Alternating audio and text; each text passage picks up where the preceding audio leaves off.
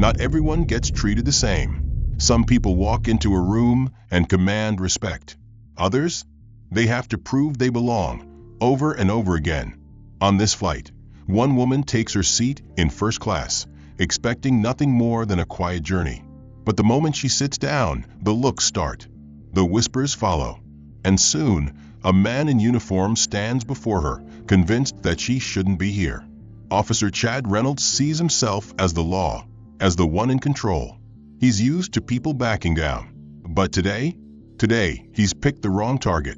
What begins as a simple ticket check spirals into a battle of power and perception, a chilling display of how easily people accept injustice when it's disguised as protocol. The flight crew hesitates. The passengers watch. And the tension in the air is thick enough to suffocate. But when the final move is played, when the truth is forced into the light, the man who thought he held all the power is about to face the biggest shock of his life. Like this video if you're ready for a jaw-dropping twist. Comment below, where are you watching from? Have you ever witnessed someone being judged before they even spoke a word?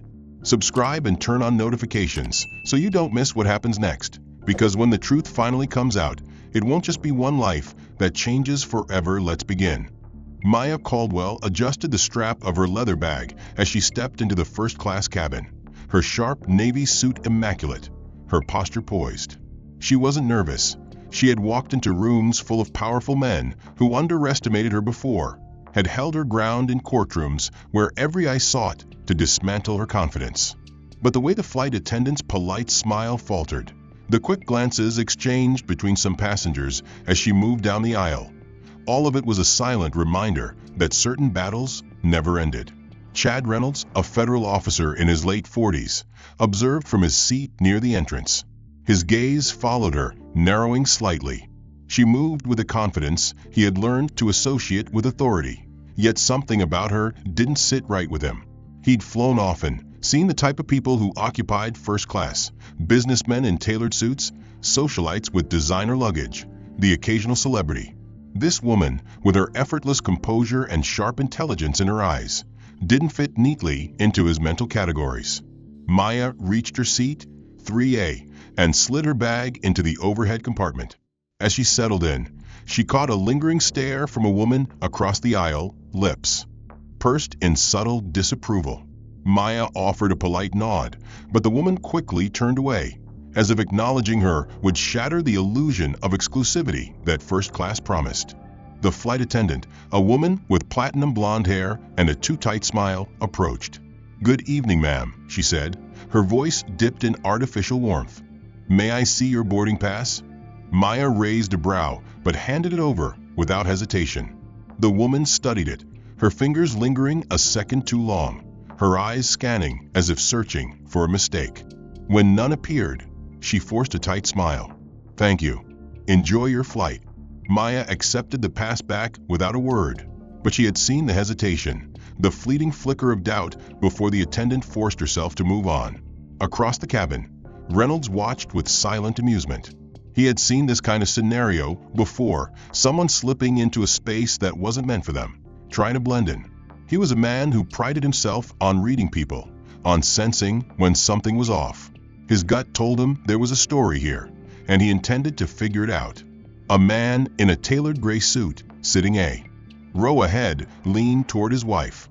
"Did you see that?" he murmured. She nodded, adjusting the pearl necklace resting against her pristine blouse. "I wonder if it was an upgrade situation," she whispered back. "They've been giving them out more often." Maya didn't react, but she heard. Years of courtrooms had trained her ears to pick up murmurs meant to be just out of reach. As the last passengers boarded, the flight crew made their final checks. The captain's voice hummed through the intercom, welcoming everyone aboard. Maya exhaled, finally allowing herself a moment to sink into her seat. It wasn't the first time she had entered a space where people questioned her presence, and it wouldn't be the last. But tonight, they would all learn exactly who they had underestimated. Maya adjusted her blazer, keeping her expression neutral as the flight attendant returned. The same woman from earlier, still smiling too tightly, stopped at Maya's row and extended a manicured hand. "Ma'am, I just need to double-check something with your ticket." Maya frowned slightly, but handed it over again. The attendant examined the boarding pass, tilting her head as if she had found an inconsistency. She pursed her lips. There seems to be an issue with the system. Just a moment while I verify something." Maya arched her brow. "An issue?" The attendant nodded quickly, not quite meeting Maya's eyes. "Probably just a minor glitch. I'll take care of it." Instead of returning to her station, the attendant subtly glanced toward the front of the cabin. There, Reynolds sat comfortably in his seat, watching. She hesitated before taking a step in his direction, her heels clicking softly against the plush carpet. Maya didn't miss the exchange. The attendant leaned down, her voice hushed, but Maya caught the deliberate way Reynolds listened, his expression unreadable. His gaze flickered briefly in her direction before he nodded once. The attendant straightened and, with a crisp turn, walked toward the galley. Maya exhaled, slowly, resting her hands on her lap. This wasn't new. She had seen it before in courtrooms where biases dictated rulings before a single word was spoken, in meetings where her presence alone was questioned before she had even introduced herself. Across the aisle, a commotion at the entrance of the cabin caught her attention. A tall, broad-shouldered man in a tailored navy blue suit hurried in, carrying a sleek leather briefcase. His golden wedding band glinted under the cabin lights as he adjusted his watch. "Sorry about that, had a last-minute call," he said, flashing a charming grin at the flight attendant waiting by the aisle. The woman who had questioned Maya just minutes ago now greeted the man with a warm, genuine smile. "No problem at all, Mr. Whitmore," she said smoothly, taking his boarding pass with barely a glance before handing it back. "Your seat is ready." He moved past Maya's row, settling into 2C without so much as a second look. Maya felt her jaw tighten. A few moments passed, and the flight attendant returned, still holding Maya's boarding pass. "Thank you for your patience, ma'am," she said, her tone now more clipped, professionalism masking something colder. Underneath, Maya reached for her ticket, but the attendant didn't hand it back. Instead, she cleared her throat and forced another smile. "Would you mind moving to economy while we sort this out?" The words hung in the air, sharp as glass. Maya's fingers curled slightly against her armrest. "Excuse me." "It's just temporary, I assure you," the attendant said, still holding her fake smile. "We want to make sure everything is in order before takeoff." Maya sat back, studying the woman. Her pulse remained steady, her breathing even, but the weight of every eye in the cabin pressing against her was unmistakable. Across the aisle, Mr. Whitmore was already sipping a glass of champagne. Maya's gaze returned to the attendant. "No," the woman blinked, caught off guard. "No, I will not move to economy," Maya said, her voice calm but carrying an undeniable authority. "My seat is here. My ticket is valid. Whatever issue you claim to have with your system is your problem, not mine." The flight attendant's smile twitched. For a second, something flickered across her face, annoyance, perhaps even embarrassment. She wasn't used to pushback. "I'll have to escalate this," she said, her voice dipping lower. Maya crossed her legs and clasped her hands over her knee. "Be my guest." The woman hesitated, then turned sharply and walked away. Maya watched her head straight back to Reynolds. He was watching her too, and for the first time, he smirked. Maya exhaled through her nose, steadying herself. Maya remained seated, her hands resting on her lap, her expression calm yet unwavering. The air around her had thickened, the subtle murmurs from nearby passengers growing louder, feeding off the tension like vultures circling a wounded prey. She had seen this moment coming from the second she boarded, from the way the flight attendant had hesitated with her ticket to the way Officer Reynolds had been watching her with that self-assured smirk. And now, here he was, standing over her, his presence looming like a silent demand. "Ma'am," Reynolds said, his voice carrying the forced patience of a man who was already convinced he was right, "I'm going to need you to cooperate." Maya didn't move. "I already have." Reynolds let out a dry chuckle, shaking his head. "No, you're making this difficult. I've been watching you since you got on this plane, and now you're refusing to comply with simple instructions." That's called disturbing the peace." The words sent a ripple through the cabin. People turned in their seats. A few exchanged glances, some with concern, others with barely disguised amusement. Maya held his gaze, unshaken. "I'm sitting in my assigned seat. I'm not disturbing anyone." Reynolds crossed his arms, his badge gleaming under the cabin lights. "That's not what it looks like from where I'm standing." A woman 2 rows ahead, wearing a beige cashmere sweater and pearl earrings, leaned toward her husband. "Why is she making such a fuss?" she murmured, not bothering to lower her voice. Her husband, a balding man in a golf shirt, shook his head. "People like that just look for trouble." Maya heard it. She always heard it. The whispers never really stopped. She reached for her boarding pass, holding it up for Reynolds to see. "This is my seat. I paid for it. If you're going to accuse me of something, I suggest you be specific." Instead of taking the ticket politely, Reynolds snatched it from her fingers. His eyes flicked over it.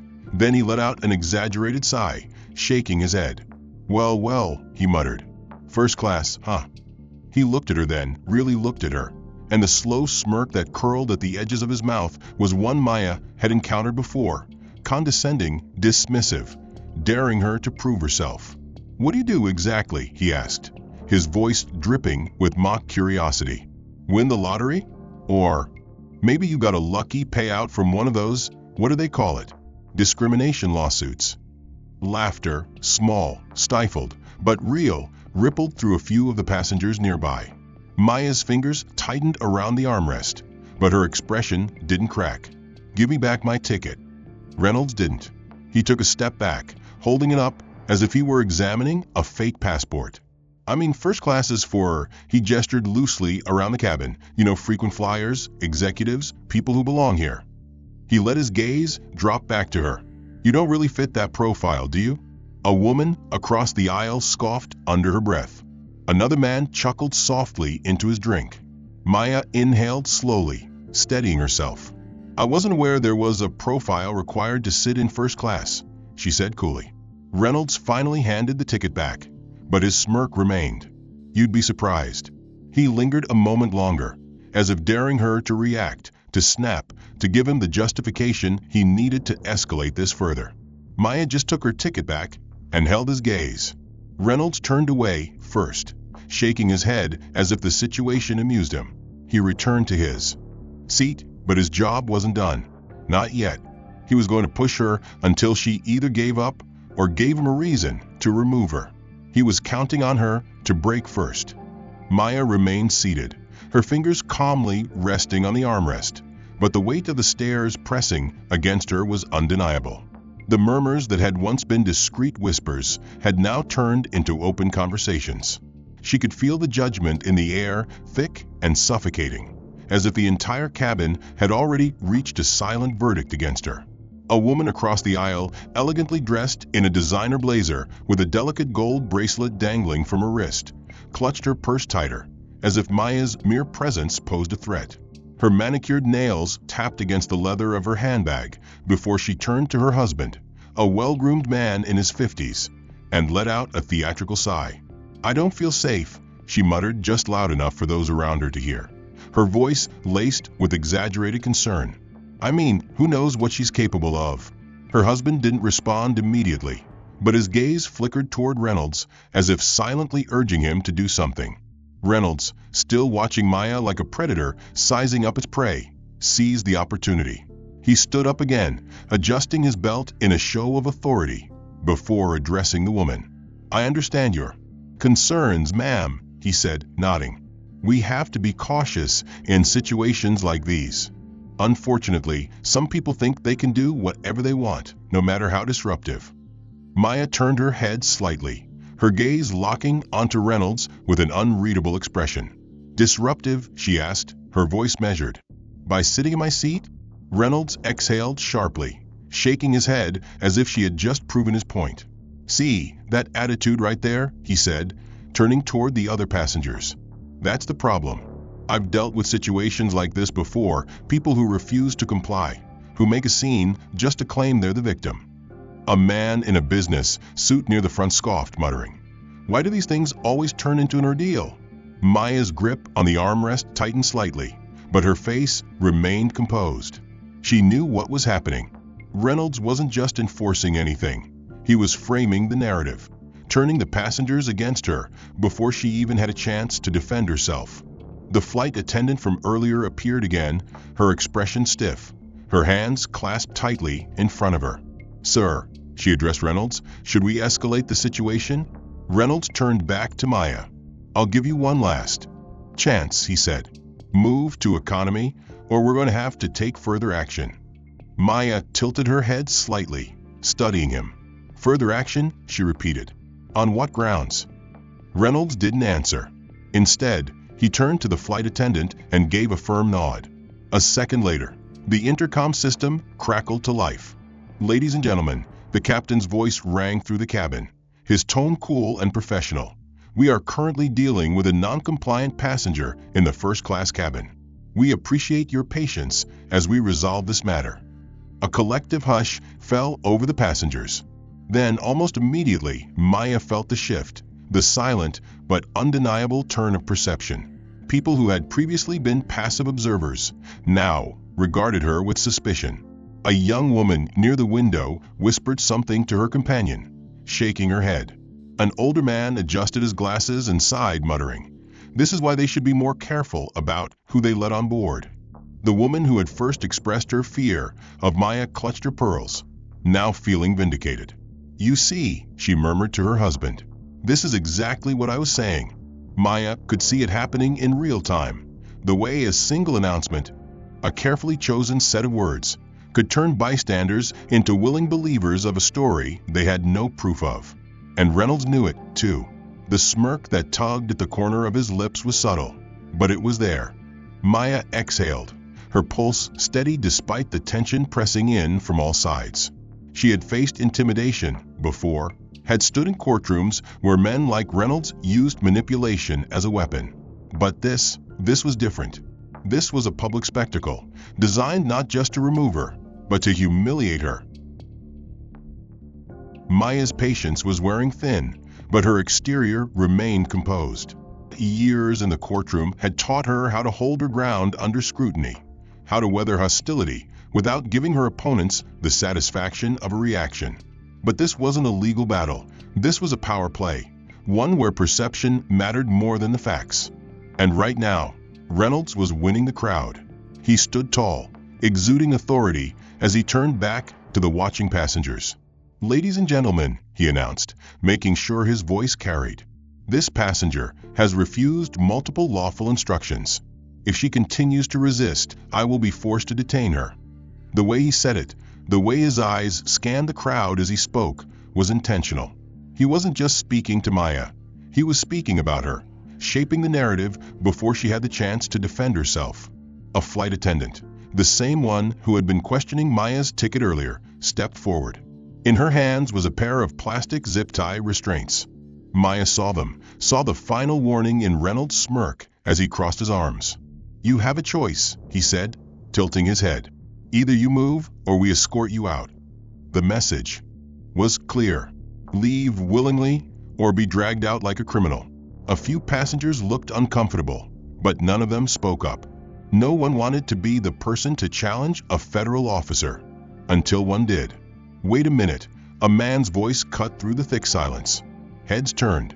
A well-dressed businessman, probably in his late 40s, adjusted his cufflinks as he leaned forward in his seat. His voice was calm but firm, the kind of tone used in boardrooms when questioning a flawed proposal. "Before you start cuffing passengers, maybe you should double-check that you're actually in the right here." Reynolds turned slowly, his posture rigid. "Sir, this doesn't concern you." "It does when I see someone being treated unfairly," the man countered. He gestured toward Maya. "She's been sitting in her seat quietly, and now you're threatening to detain her? Over what exactly?" Reynolds' jaw tightened, but his smirk remained. He let out a dry chuckle, shaking his head. "You don't get it, do you?" he said, his tone dropping to something almost mocking. He gestured vaguely toward Maya, his smirk widening. "This is what people like her do. They make a scene, act like they're being persecuted, and hope someone like you steps in to play hero." The businessman's expression darkened. Maya, still seated, watched carefully.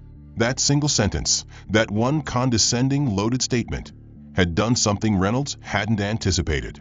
It had shifted the balance, ever so slightly. A murmur passed through a few passengers. Not loud, not open defiance, but hesitation. The businessman let out a breath, shaking his head. "You just proved my point." Reynolds' smirk faltered, but only for a second. "Sir, if you're interfering, I'll have you removed too," he snapped. The businessman sat back, raising his hands. "Just making an observation," he said smoothly. "I hope you're very sure about what you're doing. Because if you're wrong," he let the sentence hang, the unspoken warning clear. Reynolds' nostrils flared slightly, but he doubled down. He turned back to the flight attendant holding the restraints. "Proceed," he ordered. Maya inhaled slowly, her pulse steady. They had just crossed a line they couldn't walk back from. Maya barely had time to process the weight of Reynolds' words before she felt his grip on her wrist. The action was swift, forceful, not enough to bruise, but more than enough to make a statement. He wasn't asking anymore. He was taking. Gasps rippled through the cabin. Even those who had been content to merely observe now shifted uncomfortably, the unspoken rule of social decorum suddenly feeling dangerously close to being shattered. Maya, however, didn't move. She refused to be yanked from her seat like some unruly passenger causing a scene. She stayed rooted in place, her posture rigid, her gaze locked onto Reynolds with a calm intensity that almost made him hesitate. "Almost. You've refused to comply long enough," he said, his voice a low growl meant for her ears, but loud enough for everyone else to hear. "I've given you more than enough chances to do this the easy way." Maya exhaled slowly, voice level. "And I told you I'm not moving." Reynolds' grip tightened, and that was when it happened. A click, a faint beep. Someone had pressed record. "Are you seeing this?" A young woman, sitting 2 rows back, had her phone out. The red recording indicator was clearly visible on the screen. "This is insane." More movement, more shuffling. Maya didn't need to turn around to know what was happening. The energy had shifted. More phones were coming out. More people were watching. And Reynolds? He saw it.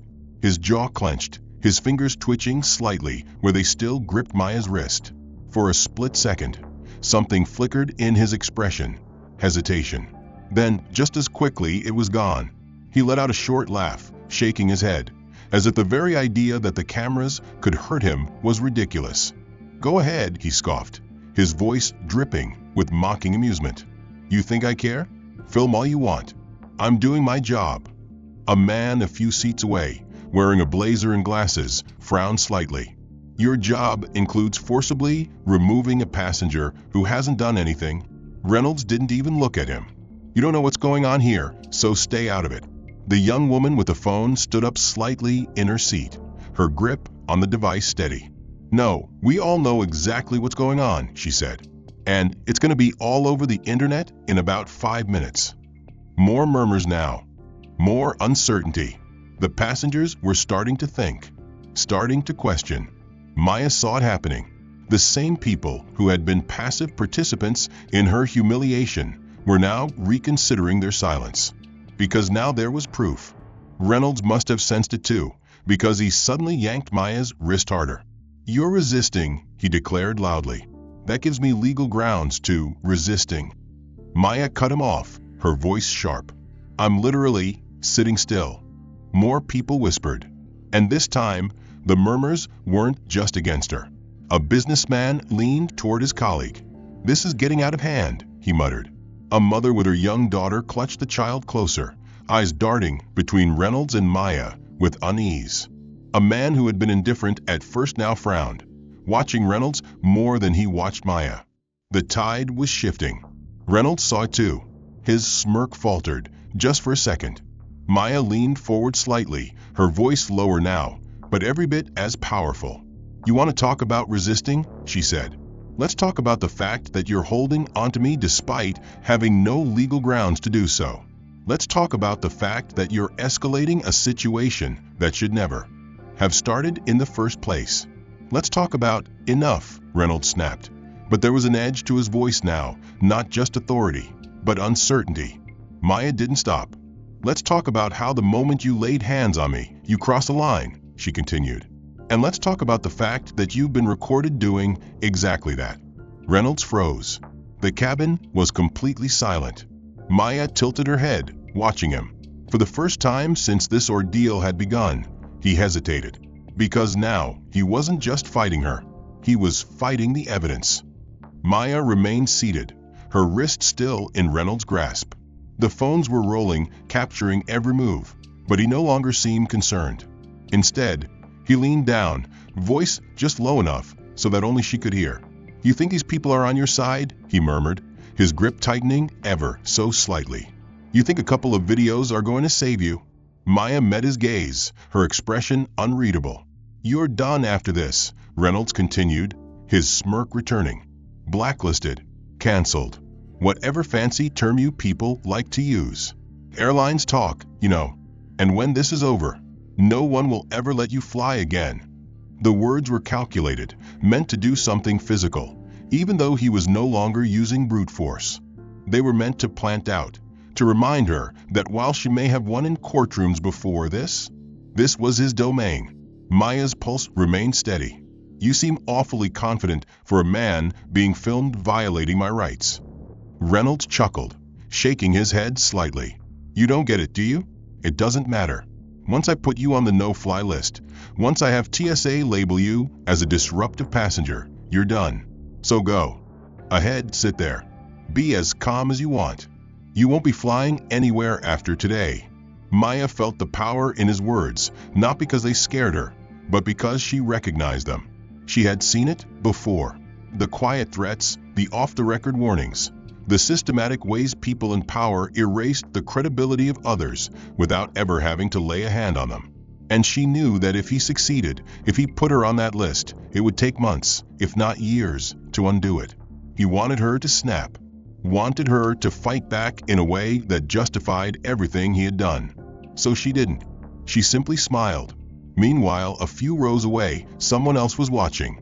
A flight attendant, not the one who had been backing Reynolds, but another, younger woman, standing near the service station. She had heard every interaction, had seen the discomfort creeping into the faces of the other passengers, had watched as Maya stayed calm while Reynolds escalated things again and again. And something about it didn't sit right with her. The older flight attendant, the one still holding the zip ties, stood near her, arms crossed, expression unreadable. "You see what's happening, right?" the younger one whispered. The older woman's gaze flicked toward her. "I see a passenger refusing to cooperate," she said carefully. The younger attendant hesitated, then subtly glanced down at the tablet in her hand, the same one that contained the full flight manifest, with every passenger's name, seat assignment, and status. Her finger hovered over Maya's name, and then, curious, she tapped it. The screen loaded, revealing her full credentials. The young woman's breath hitched. Maya Caldwell, United States Attorney General. Her hands went cold. She snapped her gaze back toward Reynolds, who was still smirking, still whispering threats into Maya's ear like he had already won. The young flight attendant, heart pounding in her chest, barely hesitated before turning on her heel and slipping toward the galley. She moved quickly, her grip tightening around the tablet that had just revealed the truth. She ignored the questioning looks from her fellow crew members, instead reaching for the direct line to the cockpit. The moment the connection clicked open, she didn't waste time on pleasantries. Keeping her voice low but urgent, she said, "Captain, we have a situation. Passenger 3A is Maya Caldwell. I repeat, Attorney General Maya Caldwell." There was a long pause, then a sharp intake of breath from the other end. The captain's voice, previously calm, immediately sharpened. "Are you certain?" The young flight attendant glanced at the screen again, reconfirming the name that had sent her into shock only moments earlier. 100%, sir." The silence from the cockpit stretched for a second longer before the captain spoke again. His tone clipped with decision. "Stand by." Back in first class, Reynolds still loomed over Maya. His grip finally loosened, but his posture unwavering, as if he had already declared himself the victor. The businessman who had attempted to defend Maya earlier had fallen silent, watching the situation unfold with a careful, assessing gaze. The passengers, though still uncertain, seemed to shift in their discomfort, the weight of too many eyes pressing onto the unfolding scene. Then, without warning, the cabin intercom crackled to life. The calm, authoritative voice of the captain filled the space, overriding every murmur, every whisper, every quiet breath of anticipation. Passenger Maya Caldwell, there's an urgent call from the White House. We'll connect immediately. A thick silence slammed into the cabin. Maya didn't move. She didn't flinch. She didn't even look at Reynolds. Instead, she simply tilted her head slightly, the smallest shift of amusement flickering in her otherwise unreadable gaze. Reynolds, on the other hand, reacted instantly. His head snapped toward the intercom speaker, eyes narrowing as if he had misheard. Then a sharp, derisive laugh burst from his throat. "Oh, that's rich," he scoffed, shaking his head.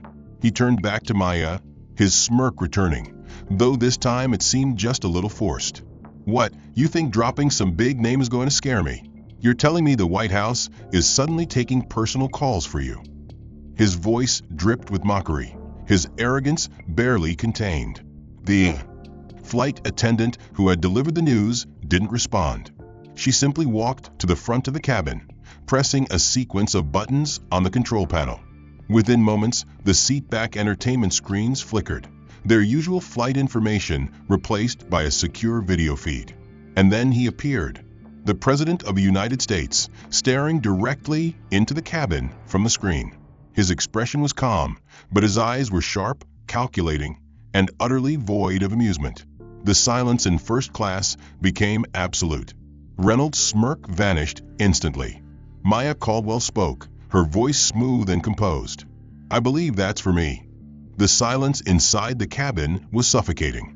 Every eye was glued to the screen, where the President of the United States sat, his expression unreadable, his gaze sharp as steel. The weight of his authority crashed over the first-class cabin like a tidal wave, washing away the arrogance and condescension that had filled the space just moments ago. Reynolds, who had been so sure of his power, so convinced that he controlled the situation, now stood motionless. His smirk was gone. His fingers, still curled slightly from where he had just gripped Maya's wrist, twitched ever so slightly. Then the president spoke. "I want to know," he said, his voice measured but firm, "why a federal officer is abusing his authority against my attorney general on a commercial flight." A collective gasp rippled through the cabin. The passengers who had spent the last hour silently judging, murmuring suspicions, and feeding off the chaos now sat frozen. The weight of those words settled like concrete over them, their assumptions and prejudices crumbling in real time. Maya Caldwell had not been some random passenger. She had not been an inconvenience, an imposter, or someone who didn't belong. She had been the Attorney General of the United States, the highest-ranking law enforcement official in the country. And Reynolds? He had just laid hands on her. Reynolds' mouth opened slightly, but no sound came out. His entire body had gone stiff, the realization hitting him like a bullet train at full speed. His gaze flickered toward the screen, searching for some kind of way out, but there was none. The president's eyes narrowed slightly. He wasn't done. "I expect an answer now." Before Reynolds could even think to respond, the aircraft suddenly lurched slightly as the landing gear engaged. A loud, mechanical hiss filled the air. The cabin doors burst open. It wasn't airport security. It wasn't the usual airline personnel handling a routine de-escalation. It was a full tactical unit. A team of federal agents in dark suits and tactical gear stormed into first class, weapons already drawn, their movements sharp, efficient, prepared for immediate action. The passengers in first class recoiled, pressing themselves into their seats, as if they might somehow disappear. The lead agent, broad-shouldered, stone-faced, voice like granite grinding against steel, spoke without hesitation. "Officer Reynolds," he said, his voice flat, authoritative, final. "You are hereby relieved of duty. Step away from Attorney General." Caldwell immediately. A thick silence followed. Reynolds didn't move. His face had gone pale, his body completely locked in place. His fingers twitched again, but this time it wasn't from arrogance. It was from pure, unfiltered fear. He knew exactly what this meant. His brain raced, desperately searching for some kind of explanation, some kind of defense, some way to spin this in his favor. But there was none. The law was absolute, and he had just been crushed under the very system he thought he controlled. He swallowed, his throat dry. But before he could even try to defend himself, the lead agent spoke again. "I won't ask twice." And for the first time since the ordeal had begun, Reynolds lowered his hands and stepped back.